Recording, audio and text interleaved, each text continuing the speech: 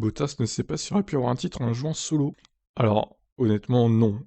Même s'il avait joué solo comme il dit, je pense pas, hein. Parti chez Alfa Romeo sans le moindre titre en 5 ans, il a ouvertement qualifié ça d'échec pendant l'hiver. Pourquoi? A-t-il toujours la même vision maintenant qu'il travaille pour une autre équipe? Oui, j'ai pensé ce que j'avais dit, parce que finalement, depuis que tu es enfant, c'est ton objectif, ton rêve que d'être titré.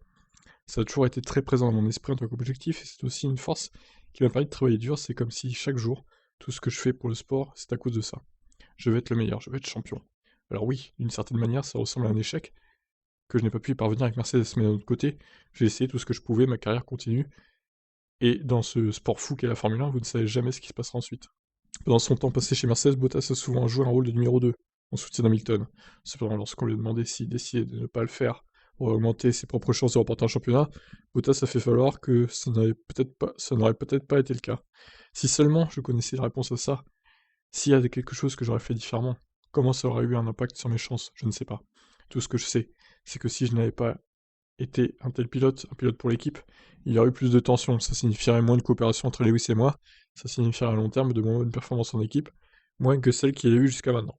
Parce que si il y a une harmonie, si nous pouvons travailler ensemble, alors nous jouons le long terme.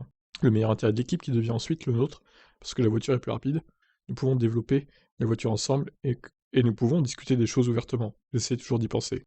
De plus, il y a toujours ce facteur d'un contrat d'1 an. Si je commence à jouer solo, que se passe-t-il alors? On m'aurait probablement montré la porte plus tôt. Et oui, la pression des contrats à 1 an d'intervalle, forcément. Bon, après, honnêtement, je pense pas que ça aurait changé grand-chose hein, pour Bottas. C'est pas ça qui lui aurait fait gagner un titre. Il est quand même moins bon que Rosberg l'a été à l'époque. Donc pour moi, il est pas titrable, même dans une top team. En fait, Bottas, c'est con, hein, mais sur la longueur d'une saison, il est pas capable de jouer le titre. Bon, je vous laisse réagir. Ciao.